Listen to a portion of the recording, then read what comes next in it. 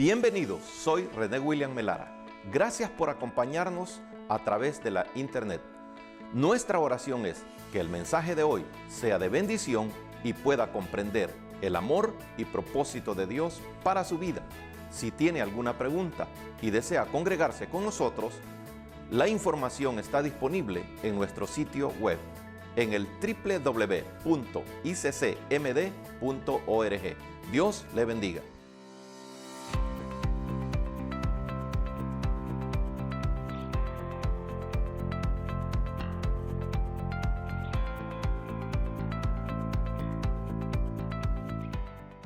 Dice la bendita palabra del Señor: el ladrón no viene sino para hurtar y matar y destruir.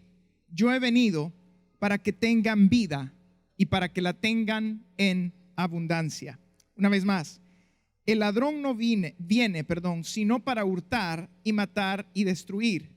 Yo he venido para que tengan vida y para que la tengan en abundancia. Oramos. Padre, te damos gracias en esta mañana, ya casi tarde, Señor, por darnos el privilegio de estar aquí reunidos. Te pedimos en el nombre de Cristo Jesús que tú nos hables, Señor, a través de tu palabra, que tu Espíritu Santo edifique nuestra vida, Señor, nuestra alma, mientras, Señor, meditamos en tu palabra. Que mi vida sea un instrumento en tus manos, Señor, para edificación. En el nombre de Jesús oramos.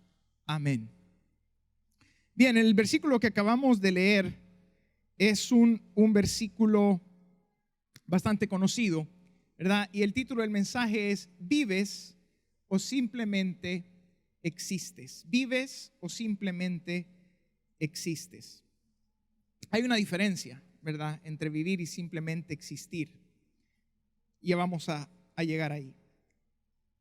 En el pasaje que acabamos de leer, el Señor comienza diciendo: yo he venido para que tengan vida y para que la tengan en abundancia.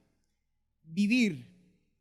En realidad creo que no hay nada más aterrorizante que aprender a vivir, ¿sí? De hecho, quizás más aterrorizante que la misma muerte.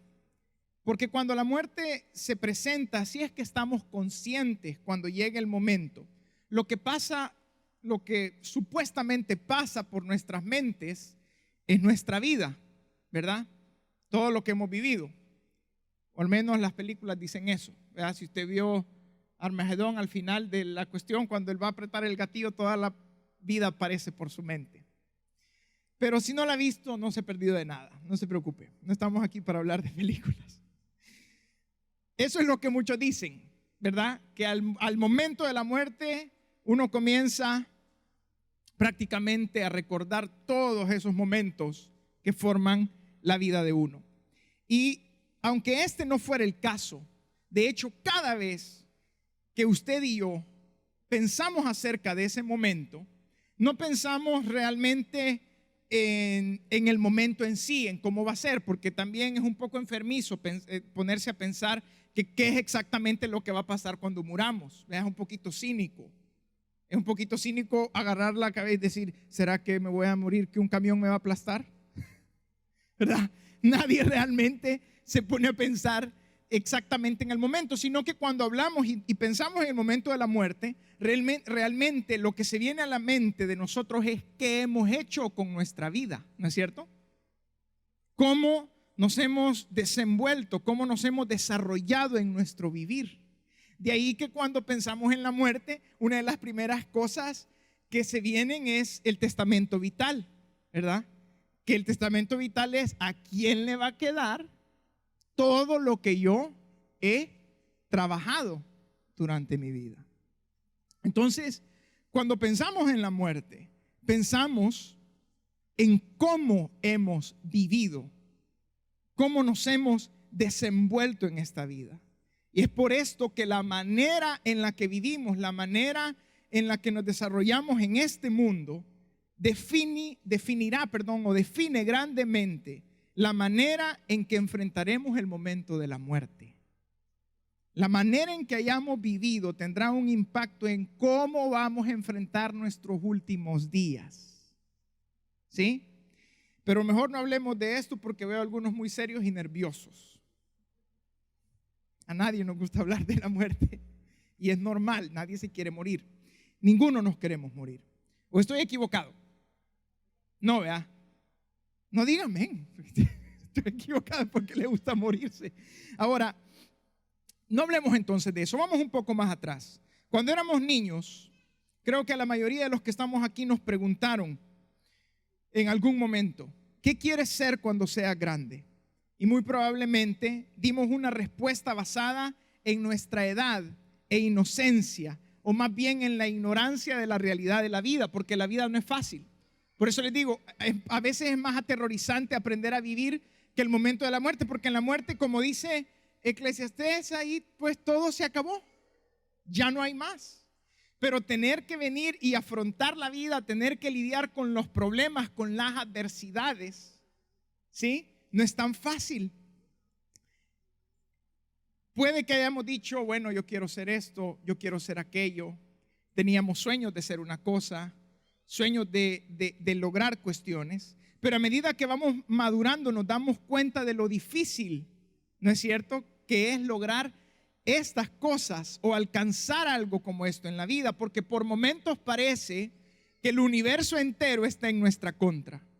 Nos esforzamos, tratamos de hacer las cosas bien, pero las cosas salen mal, al menos bajo nuestro juicio. Y es difícil. Esa dinámica es frustrante, ¿o no? Es frustrante. Ahora, no es ninguna sorpresa también, y no lo vamos a negar, que algunos puede que la tengan un poco más fácil que otros, ¿verdad? Todos venimos de trasfondos distintos. Para unos ha sido un poco más llevadero, para otros ha sido bastante difícil. No es fácil vivir, no es fácil que nos desenvolvamos, pero no importando cómo es que llegamos aquí y si logramos o no logramos nuestro cometido, la mayoría llegamos a un punto de crisis en el que nos preguntamos, ¿para qué estoy aquí? ¿Tiene mi vida realmente algún sentido?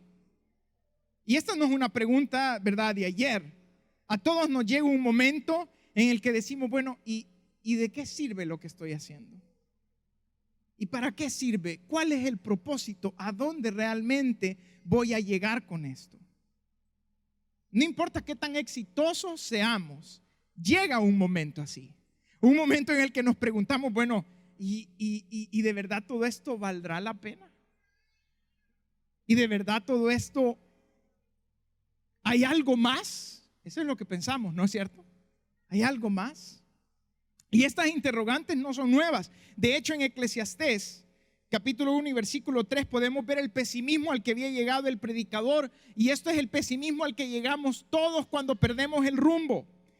Eclesiastés 1:3 dice en la primera parte, lo puede buscar después, dice, ¿qué provecho saca el hombre de tanto afanarse en esta vida? ¿Qué provecho? ¿Qué es lo bueno que sacamos? Puede que por un momento nos dé satisfacción, pero la satisfacción y el placer se va así. ¿Qué sacamos? Y es que en realidad como humanos hace mucho tiempo que perdimos el rumbo y nos encontramos en estas encrucijadas, no solo una vez, varias veces. Varias veces. Lo que pasa es que tratamos hoy de enmascararlo, las apariencias lo es todo para nuestra humanidad, ¿verdad? Tratamos de ponernos máscaras, y no hablo de la máscara que anda ahí, ¿verdad? No se vaya. Sino de una máscara para cubrir nuestras frustraciones, nuestros desaciertos. Y desde que perdimos el rumbo, le buscamos sentido a la vida. Pero ¿qué fue lo que pasó? ¿Cómo es que perdimos el rumbo? ¿Cómo es que llegamos aquí? Bueno, la palabra del Señor nos enseña que Dios hizo al hombre perfecto. ¿Cómo nos hizo el Señor? Perfectos. Creó al primer hombre y a la primera mujer en el huerto y le dijo, bueno, ustedes no los he creado simplemente para que existan, sino para que vivan, para que en este lugar ustedes se desarrollen a plenitud. Y les dijo, reproduzcanse, llenen la tierra, juzguen a los animales del mar, a los animales que están en la tierra, cumplan su propósito. E hizo al hombre administrador de toda la creación de Dios. Y Adán y Eva vivían en esa plenitud, vivían en ese paraíso. Es un paraíso. Vivir en plenitud y vivir en completitud es un paraíso, ¿no es cierto? Es un paraíso. Y ahí estaban ellos cumpliendo el propósito de Dios. Sus vidas tenían significado, sus vidas tenían sentido, pero algo sucedió. La Biblia nos dice que algo pasó. Y a ese algo se le llama la caída. Cuando llegamos al momento de la caída, no es simplemente que pecamos, sino que se desencadenan en la vida del hombre muchísimas cosas. Lo primero que sucedió en el momento de la caída, cuando viene el enemigo y comienza a hablar con Eva y le dice, bueno, el Señor les ha dicho esto, pero realmente yo no creo que sea así. Y ahí dimos el primer paso hacia el sinsentido, hacia una vida monótona, hacia una vida que no llega a ningún lado. Romanos 1:25 a eso le llama que cambiamos la verdad de Dios por la mentira. Y eso fue exactamente lo que Adán y Eva hicieron. Cuando Satanás habla con ellos en el huerto del Edén, ellos lo escuchan y cambiaron lo que Dios les había dicho, lo canjearon. ¿Alguna vez usted canjeó algo? Es bien bonito canjear siempre y cuando no se lo bajen a uno. ¿O no? Nadie canjeó aquí nada. ¿Alguna vez se lo bajaron diciéndole, hey, esto es mejor que lo que vos tenés? A los niños.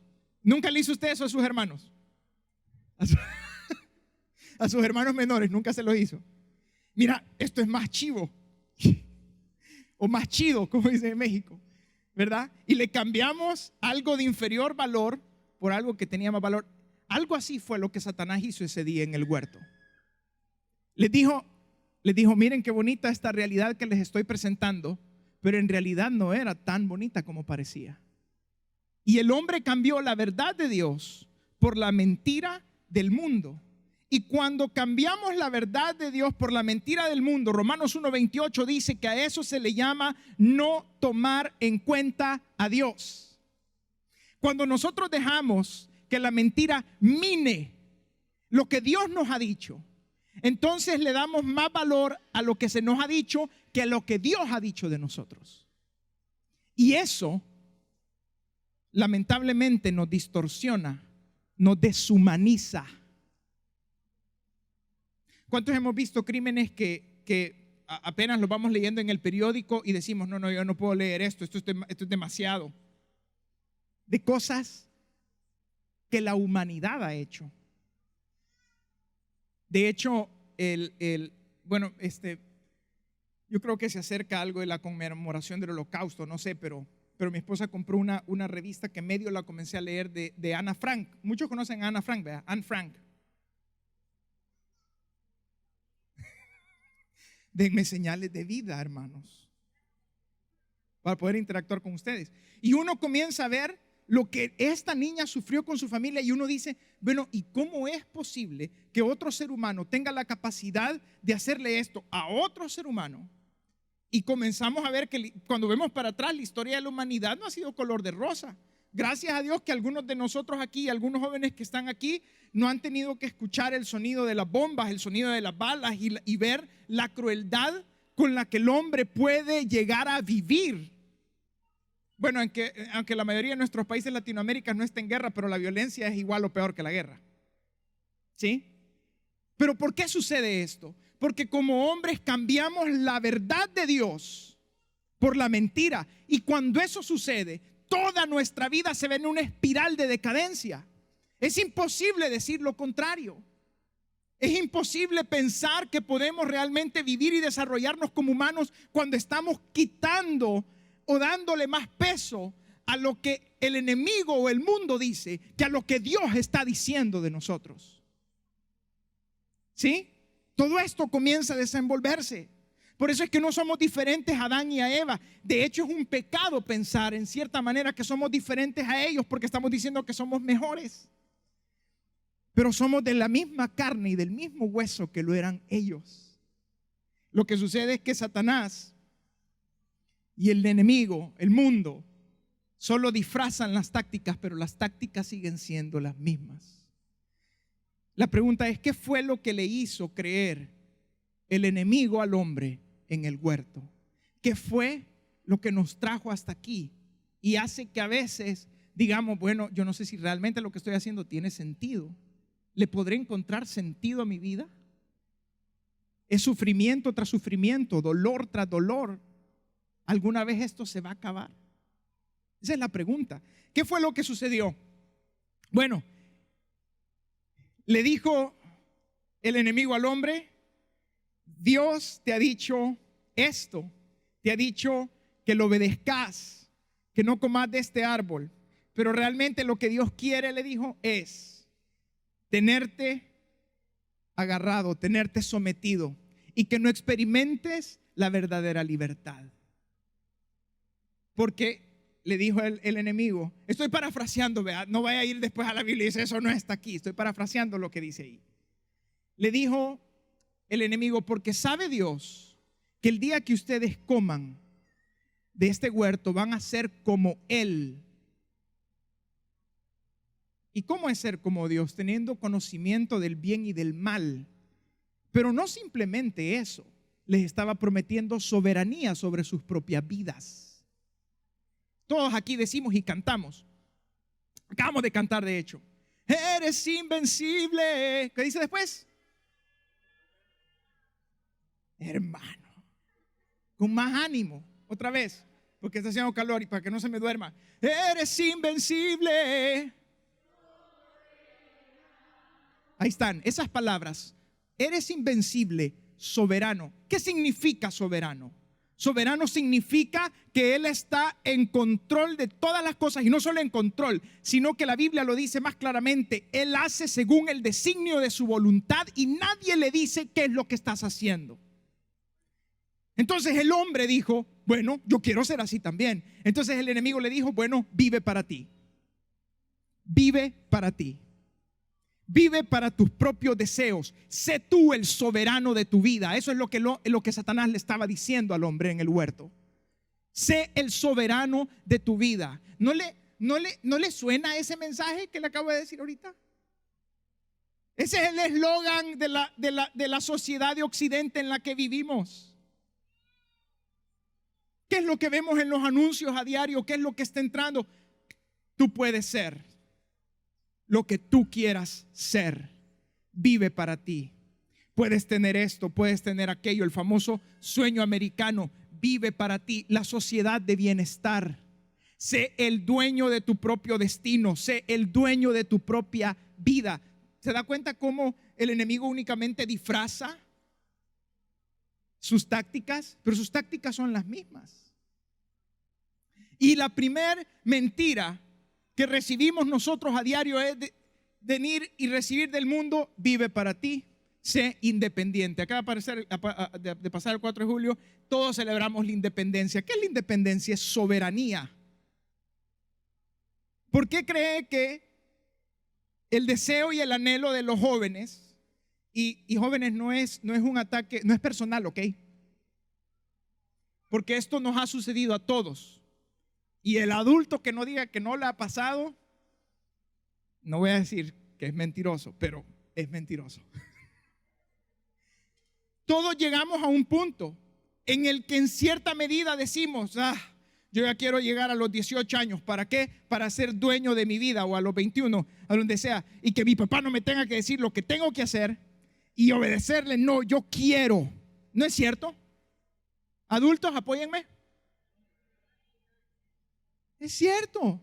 ¿Qué es eso? Independencia. Y desde que estamos jóvenes queremos que, porque no queremos estar sometidos. Pero esa cuestión no es simplemente así. Hay una semillita ahí. Y queremos que independizarnos. Decimos, queremos soltarnos. Por eso venimos y decimos, no, yo quiero lograr las cosas, y mi familia lo único que hace, o mis padres, y este es un ejemplo, ¿verdad? Lo que hacen es mantenerme abajo y no dejarme desarrollarme, un montón de cosas. Pero ¿de dónde viene ese sentimiento de independencia? Viene de esto, de querer vivir a mi manera. ¿Y qué es lo que sucede cuando esto pasa? Nos deshumaniza. Nos deshumaniza. Comenzamos a vivir y comenzamos a llevar una vida parecida a la que llevó Salomón. Si es que, bueno, parte de Eclesiastés fueron escritas por él. Vemos en Eclesiastés y dice él, bueno, yo le di rienda suelta a mis deseos, le di rienda suelta a todo lo que quería ver, no le negué nada a mis ojos. ¿Y qué pasa? Nos deshumaniza. Después nos damos cuenta que realmente no sabíamos lo que era mejor para nosotros. ¿Se ha puesto a pensar usted por qué tenemos, a pesar de estar en una sociedad del primer mundo, porque aunque a veces se nos olvide que estamos en el primer mundo, a veces yo me pongo a pensar, pienso que estoy en El Salvador, pero no, estamos aquí. ¿Se ha puesto a pensar por qué tenemos índices tan altos? Escúcheme, de suicidio, de depresión. ¿Por qué? Porque si aquí el moro, como dicen los jóvenes, o el eslogan es, bueno, podés ser lo que puedas hacer, buscar, rebuscate, hacer y podés levantarte, pero ¿por qué? ¿Por qué tenemos magnates que se suicidan? ¿No se ha puesto a pensar por qué? ¿Por qué tenemos, y eso es lo más triste, por qué tenemos gente que está bien, o sea, bien económicamente, que está estable económicamente, está solvente, que quiere acabar con su vida o que no quiere vivir? ¿Sabe por qué? Por esto. Porque cuando vivimos para nosotros mismos, ese es el punto al que llegamos. Hoy vivimos en una sociedad a donde la noticia es niño de 15 años gana 10 millones en una inversión. Si cuando yo leo esa noticia, yo que tengo 35, siento que soy un fracasado. A la par de un niño de 13 años que ya tiene millones de dólares. Entonces el mensaje es, vos no sos suficiente. O tú no eres suficiente, perdón por el vos. Tú no eres suficiente. Estamos en una sociedad que exalta el yo. Esa es la mentira del enemigo aún moviéndose en el día de hoy, y nosotros como la iglesia del Señor no podemos caer en ese juego. Y tampoco quiero que piense que la voluntad del Señor es que usted viva miserable. No es ese el punto. Pero cuando esto sucede, tenemos estas cuestiones en el que creemos que sabemos lo mejor para nosotros mismos. La soberbia, el famoso cree en ti mismo una y otra vez, como una terapia intensiva. Cree que tú puedes, cree que tú puedes. Es hora de que creamos que no podemos. Que no podemos. No, amados hermanos, no podemos dejar que el enemigo, por eso es que el versículo que leíamos al inicio, Jesús comienza diciendo, el ladrón no viene sino para hurtar y matar y destruir. Pero muchas veces nosotros pensamos, que todavía pensamos tradicionalmente, que el diablo se aparece con un tridente, con cola y con cachos. ¿No es cierto? Pero él es más sutil de lo que nosotros creemos. Y el evangelio, el que hemos sido llamados a vivir, es contracultural. ¿Sabe qué significa contracultural? Que va en contra de las corrientes de la cultura. Va en contra de las corrientes mundanales. Hemos llegado a pensar, claro, cuando nos dicen cree en ti mismo, no necesitas de nadie más. ¿Qué es lo que sucede con nuestra vida? Alejamos a medio mundo y de repente nos damos cuenta que estamos solos y nuestra vida sigue sin significado. Es obvio que los sentimientos de depresión y de suicidio se hacen muchísimo más fuertes y muchísimo más presentes cuando vivimos de esta manera. Puede ser que tengamos un éxito corto, puede ser que disfrutemos por un momento, pero como dijo el predicador después, vanidad de vanidades, todo es vanidad. Llegamos a un momento donde reconocemos que ¿cuánto dura la alegría de un carro nuevo? Si el nomás salir del dealer vale menos. ¿No es cierto? Y ruéguele al Señor que ahora con tanto accidente que hay no le vayan a dar a su carro nuevo, porque entonces ahí se descalabró todo. ¿Cuánto dura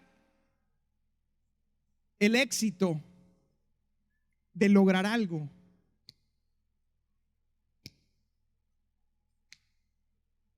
Rápido. Bueno, por ejemplo, ¿cuánto dura la efervescencia de cumplir años? Solo el pastel, porque ya cuando termina el último, de comerse el último bocado de pastel y dice, ay, qué rico, pero ya estoy más viejo. Ni siquiera en eso. No podemos vivir así. Entonces, ¿qué fue lo que pasó? Padre, hoy el tiempo me está avanzando más rápido que a las 8.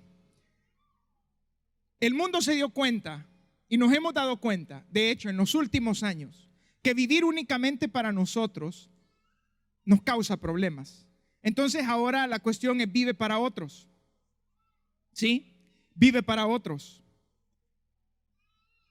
Vive para otros y vas a vivir bien. Primero, la familia. Vive para tu familia. Vive para tu esposa, para tus hijos. El problema es si la familia falla. Porque falla. Las familias no son perfectas. ¿Acaso aquí alguien venimos de una familia perfecta? Como dice aquel programa mexicano, vea, hasta en las mejores familias hay cosas terribles. Y también en el último tiempo hemos visto también un enfoque. Es cierto que la familia es importante, que el Señor ama a la familia, pero hay un desenfoque desenfrenado, a donde los padres, si no tenemos cuidado, idolatramos a nuestros hijos. ¿Me escuchó? Y nosotros tenemos que enseñarle a nuestros hijos desde que están pequeños que ellos no son el centro del universo. Amén, padres. Y yo soy papá también, por eso se lo comparto. Pero no podemos. ¿Por qué tenemos tanto problema a veces hoy de muchachos consentidos? Porque no. Pongamos todo en su lugar. ¿A dónde están? ¿Quién es nuestro centro? Ni siquiera nuestro cónyuge puede ser nuestro centro. Porque nuestro cónyuge, al igual que nosotros, no es eterno. Y yo sé que esto duele, pero es la verdad. No somos eternos. Al menos que alguien aquí tenga la pócima para la inmortalidad. Por favor, búsquenme después del culto. Nadie tiene la pócima de la inmortalidad. Va a haber un momento en el que nuestros corazones se van a detener. Nuestra mente y nuestras neuronas van a dejar de hacer chispas eléctricas en la cabeza. Y nuestra vida llegará a un final. No podemos simplemente decir, voy a vivir para mi familia. Porque cuando la familia falla, lo que decimos, y pasa hoy en día, porque los niveles de desintegración familiar también son altísimos hoy en día. Entonces dice, bueno, si no puedes vivir para tu familia, únete a una buena causa. Ten fe en la humanidad. Y ahora hemos volcado todo. Hoy, lamentablemente, hoy todo es una causa social, todo es un hashtag. Y queremos pensar que podemos manipular la vida de toda la humanidad, sabiendo de dónde venimos, cómo caímos, a dónde hemos llegado. Pensamos que podemos, por nuestras buenas acciones, cambiar las cosas. ¿Y en qué resulta? En lo mismo. Ahora, no estoy diciendo tampoco que debido a eso no nos deben importar las causas de los más necesitados. No es eso lo que estoy diciendo. Estoy diciendo que no los podemos convertir en nuestro motivo de vida. No podemos pensar que la redención, porque hoy muchos viven una vida como esa, pensando que pueden ser redimidos por lo bueno que puedan ser en sus comunidades. Eso no es cierto. Y muchos pensamos que también ahí vamos a encontrar sentido. Si yo doy mi vida y hago buenas obras y dono la mitad de mi salario para aquellos que lo necesitan, entonces mi vida va a caminar diferente. Tendrán satisfacciones, sí, Pero el apóstol Pablo dijo, si yo, dijo, entrego todos mis bienes a los pobres y aún mi cuerpo para ser quemado y no tengo amor, de nada me sirve. De nada me sirve. No podemos vivir de esta manera. Y es bien triste porque en este caso también hay ejemplos. Al inicio de la pandemia salió un grupo, salió en las noticias, y yo creo que era un grupo de aquí porque era el Washington Post donde leí la noticia, de un grupo de gente que se había encargado de llevar víveres a la gente que durante la pandemia, usted sabe todo esto de las máscaras, que la gente no podía salir. Había un montón de gente, de hecho, con necesidades especiales en sillas de ruedas, etcétera, etcétera, que no se podían movilizar, ¿verdad? Menos que los buses, yo creo que no estaban ni corriendo normalmente. La cuestión es que esta gente vino y dijo, bueno, vamos a llevarles a esta gente víveres y todo. Y yo dije, bueno, qué bonito porque, y qué bueno. Y dije, bueno, gracias a Dios. Porque cuando uno mira eso no puede pensar otra cosa, ¿sí? Más que agradecerle al Señor que haya gente que puede hacerlo. Lo que me causó tristeza y al principio un poco de risa, porque yo dije, bueno, qué bueno que haya gente que tiene la posibilidad de hacerlo, que está desinteresada. Pero lo que me causó después risa y tristeza fue que como al mes volvió a salir otra noticia de ese mismo grupo, en el cual ese grupo estaba reclamando porque salió un vocero de ellos y dijo, no, pues sí, nosotros estábamos haciendo esto, pero esperando ver si alguien nos remuneraba por lo que estamos haciendo. Entonces dije yo, bueno, entonces no era desinteresado el asunto. Habían otras intenciones detrás.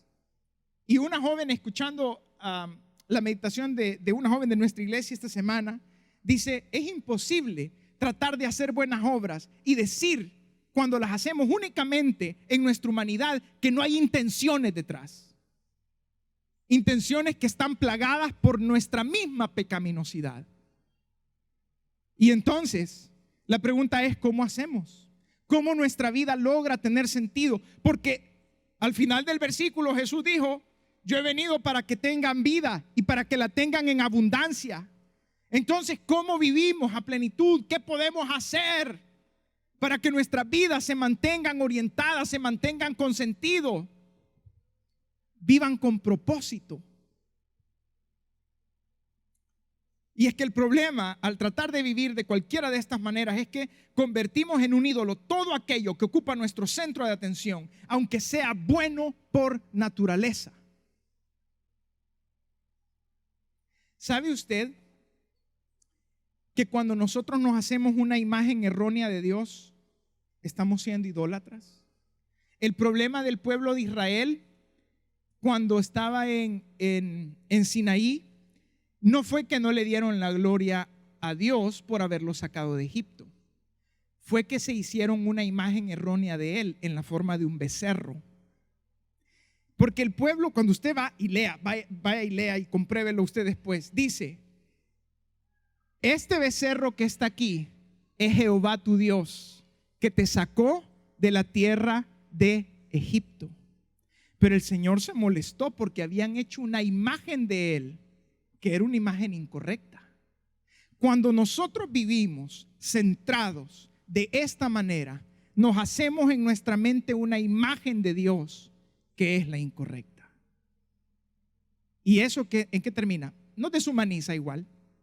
O caemos en esos ciclos en los que pensamos y decimos, bueno, ¿y mi vida para qué sirve?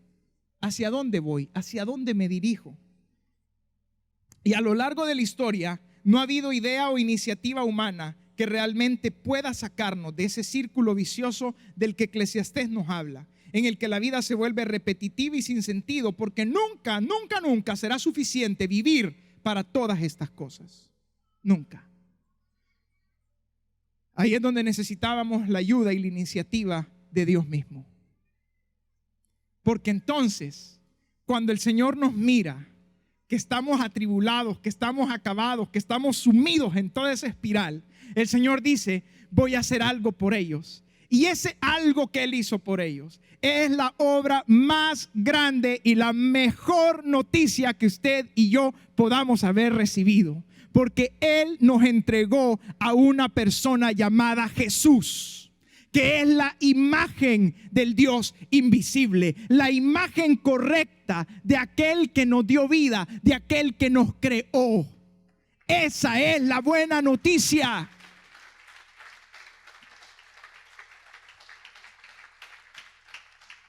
Por eso el Señor hablaba, de hecho esto forma parte de cuando Jesús habla de sí mismo como el buen pastor. Dice la Biblia que Jesús se paraba y miraba a las multitudes y tenía compasión de ellas. ¿Por qué? Porque eran como ovejas que no tenían un pastor. ¿Y qué es una oveja sin pastor? Se descarría. ¿No es cierto? Se descarría. Pierde la noción, pierde su identidad, pierde el sentido de dirección, lo pierde absolutamente todo, pierde hasta el sentido de pertenencia. ¿Por qué? Porque una oveja descarriada, ¿qué pasa? Se separa de qué, del rebaño. Pero vino el Señor y nos dio a Jesucristo. Esa es la iniciativa del Padre. Y la obra de Jesucristo inicia perdonándonos y salvándonos del pecado de vivir para nosotros mismos. Mire lo que dice, acompáñeme ahí. Sé que lo he hecho moverse poco en la escritura, pero hoy acompáñeme a Corintios, capítulo 5, segunda de Corintios, capítulo 5.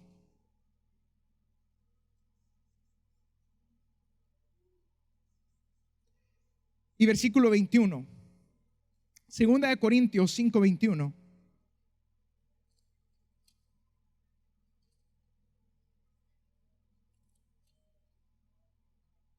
Dice, al que no conoció pecado, por nosotros lo hizo pecado, para que nosotros fuésemos hechos, justicia de Dios en él.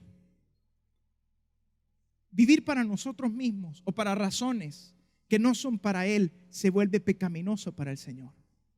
Pero Él nos perdona y nos salva.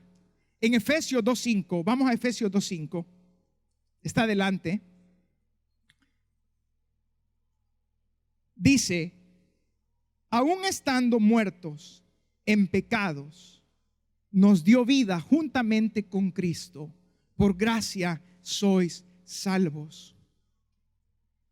Jesús no solo viene para perdonarnos y salvarnos, viene para inyectarle vida a nuestra existencia. ¿Me escuchó? Para que podamos realmente vivir y no simplemente existir. Y usted me puede decir, pero ¿cuál es la diferencia? Bueno, hay una gran diferencia. Por ejemplo, una persona que está grave en un hospital prácticamente en estado vegetal, realmente existe porque está ahí, ¿no es cierto? La pregunta ¿es esa vida en realidad?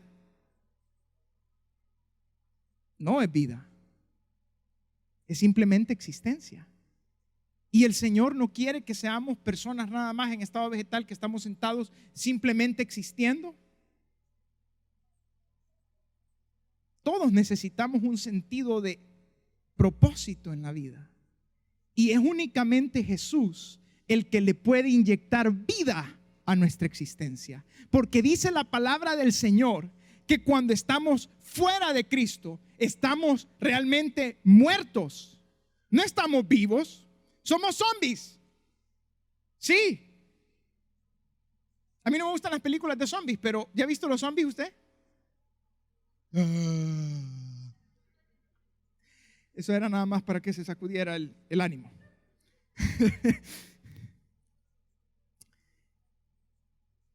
¿Cómo hace esto el Señor Jesús? Nos enseña a vivir para Dios. Jesucristo vino para hacer lo que Adán y Eva no pudieron sostener y no pudieron hacer. Vino a mostrarnos que era posible vivir para Dios. Porque si bien es cierto que Jesús perdona nuestros pecados y nos salva, y su vida y obra no se quedan allí, no se quedan ahí, su vida y obra no se quedan en solo salvarnos. A veces es por eso que muchas personas no quieren escuchar tanto o ya escucharon el mensaje del evangelio, porque nosotros lo reducimos, lo simplificamos. Oh, ven al Cristo para que te perdone y te salve de tus pecados. Sí, es cierto, esa es la obra del Señor, pero el evangelio no es simplemente eso. El evangelio no lo podemos reducir o sobresimplificar a esas cuestiones. El evangelio es vida. Hemos venido a Cristo porque necesitamos vivir. Porque antes todo lo que hacíamos repercutía en lo mismo y en lo mismo, una y otra vez. El evangelio es vida. Vida, vida fuera de esta carpa. Vida en nuestro hogar, en la calle, donde sea que estemos. Ese es el evangelio de Jesucristo. Y el Señor vino a demostrarnos eso. Jesús vino a mostrarnos la manera correcta de vivir. Preguntémonos, ¿cómo vivió Jesús? ¿Cómo vivió Jesús? Y hoy se ocupa mucho el nombre de Jesús también afuera. ¿Sí es cierto? Jesús sanó a los enfermos, levantó muertos, abrió los ojos de los ciegos, cuidó de los necesitados, hizo todas esas cosas. Pero nosotros no podemos venir y decir, voy a imitar todo eso solo porque sí. Porque Jesús tenía una razón de hacer todas esas cosas. Preguntémonos, ¿por qué Jesús hizo lo que hizo? ¿Ya se había preguntado por qué Jesús hizo lo que hizo? Porque siempre usted y yo, todo lo que hacemos tiene una motivación, ¿no es cierto? O usted hace las cosas por inercia, solo que no, tenemos una motivación. Por ejemplo, el trabajo es motivado por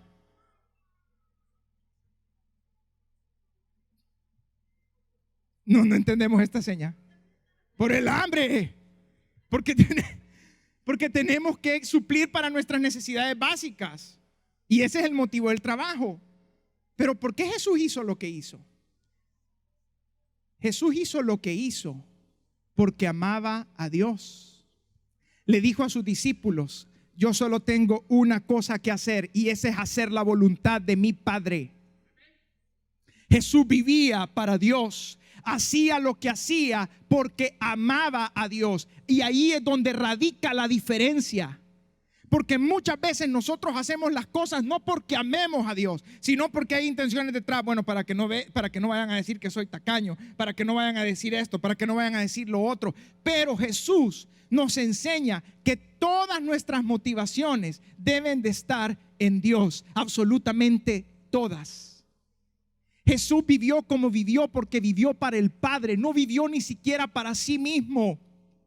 Cuando Jesús estaba en el monte de Getsemaní, Él le dijo al Padre, Señor, si es posible que pase de mí esta copa. Pero esas palabras que dijo son oro, y no solo están ahí como un poema, están ahí para que nosotros las imitemos. Le dijo, pero no se haga como yo quiero, sino como tú quieres. Ese es el ejemplo de Jesús. Y debido a que Él vivió de esta manera y nos enseñó y nos dijo, es posible vivir para Dios. ¿Saben qué decía Jesús? Jesús es intrigante. Creo que tenemos que conocerlo más. Eso es lo que Pablo decía. Yo tengo todas las cosas por basura a fin de ¿qué? De conocerlo más a Él. Y le voy a dejar una pregunta capciosa. O una pregunta que no quiero que me responda. No es capciosa. ¿Cuántas veces buscamos conocer más a Jesús durante la semana? ¿Cuántas veces leemos el Evangelio de Mateo, Marcos, Lucas y Juan? Porque esos son los documentos que tenemos a donde aprendemos de su vida. No me responda, pero preguntémonos. Porque lamentablemente también podemos hacernos una mala imagen de Jesús. Un Jesús que no es conforme a las Escrituras.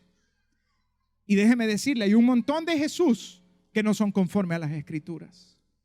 Él mismo lo dijo, van a venir muchos en mi nombre. Se levantarán falsos cristos y a muchos engañarán. ¿Qué significa? Falsas imágenes de Él. Por eso es que aquel Jesús con el cual nosotros nos sentimos bien, tal vez no sea Jesús. ¿Me explico, hermanos?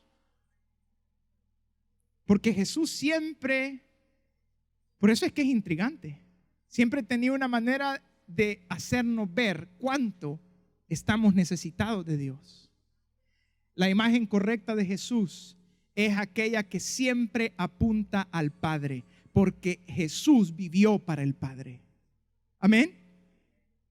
Y el tiempo me avanza para ir finalizando. Jesús vino con su manera correcta de vivir. También nos mostró la manera correcta de morir, la manera correcta de afrontar la muerte, diciéndonos que la única causa, y escúcheme esto por favor, hermano, la única causa por la que vale la pena morir es la causa de Cristo. No hay ninguna otra. A mí siempre me ha gustado ver en la historia y leer, y a veces me admira cómo hay gente que dice, murió por esta causa o murió en esta guerra, es un héroe de guerra. De hecho, hoy que acaban de aparecer, bueno, aquí hay festividades como Memorial Day y toda esa cuestión, y a veces la gente dice, gracias a ellos tenemos las libertades que tenemos, y yo digo, ¿hasta qué punto eso es cierto? ¿Acaso equivalen sus muertes o equivale su sacrificio al sacrificio máximo que Jesús hizo por nosotros? El que realmente nos da libertad del pecado y nos da poder para vivir. Su causa es la única por la cual vale la pena morir y sufrir. Porque cuando usted sufra por otras cosas, lo único que habrá es dolor. Eso es lo que habrá. Y Jesús vino a mostrarnos que los que viven para Él, y esta es la promesa más grande, aunque mueran, van a vivir para siempre. Los que vivan para Él, por eso Jesús dijo, el que pierda su vida a causa de mí, éste la va a encontrar. Pero todo aquel que salve su vida para vivir como Él quiera vivir, la va a terminar perdiendo. La va a terminar perdiendo. Esto le da vuelta a todo. Porque el evangelio es vida. ¿Y vida para quién? Vida para Dios, vida para Cristo, para el Dios verdadero. Cuando nosotros entramos en esta realidad, hermanos, todo cambia. Por eso es que nosotros como hijos de Dios debemos, y si estamos en la iglesia, debemos dejar de decir, hermanos, esto es para el Señor, hagámoslo bien. Le tengo una noticia: cuando venimos a Cristo, cuando venimos al evangelio, todo lo que hacemos es para el Señor, absolutamente todo. Eso es lo que cambia las cosas en nuestra vida. Cuando dejamos de enfocarnos en si esto sucedió o no esto sucedió, pero le damos vuelta y decimos, Cristo hizo esto por mí, voy a vivir agradecido con Él.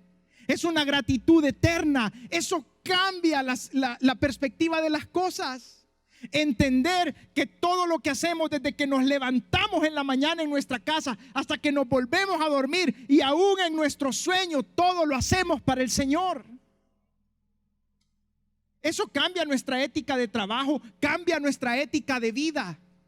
¿Por qué? Porque nuestro centro ya no es, ay, si el hermano me vio bien o si me vio mal.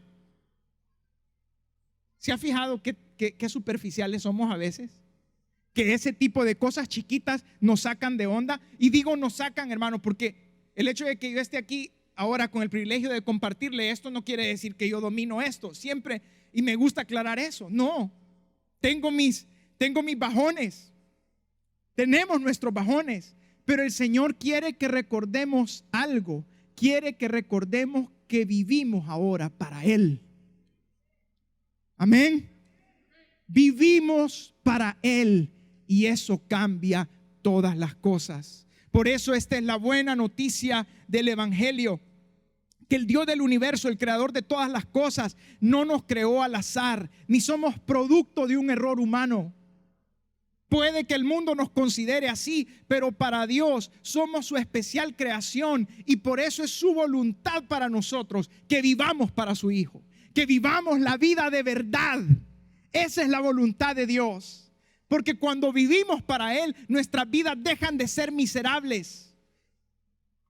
Aunque no tengamos quizás el trabajo que anuncian en la televisión, o el carro que anuncian en la televisión, o la casa que anuncian en la televisión, pero somos felices no por esas cosas, sino porque Cristo realmente ha cambiado nuestra vida.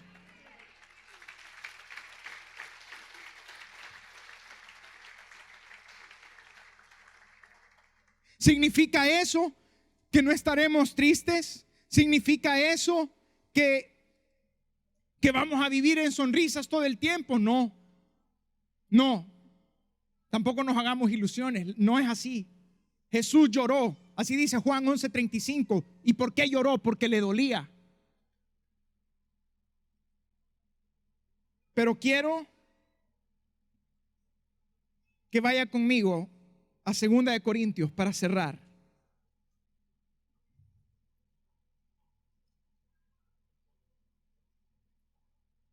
Segunda de Corintios capítulo 4, versículos del 7 al 10.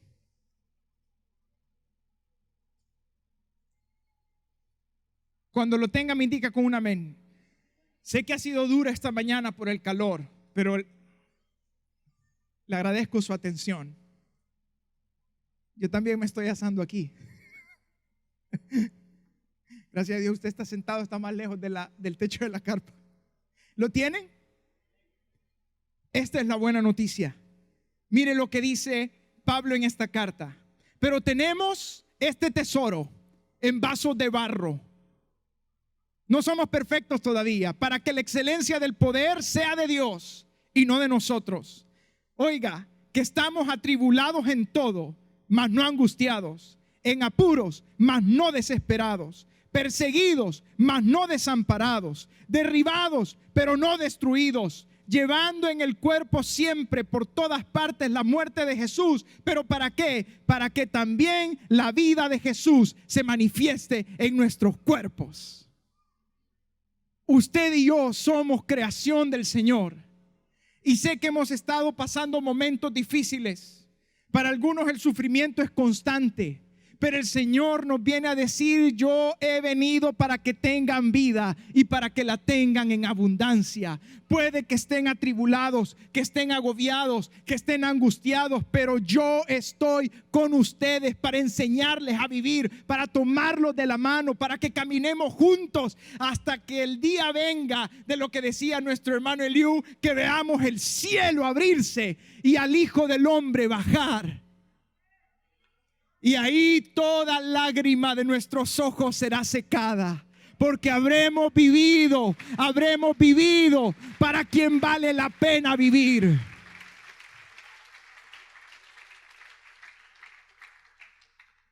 Ese es el anhelo de Dios.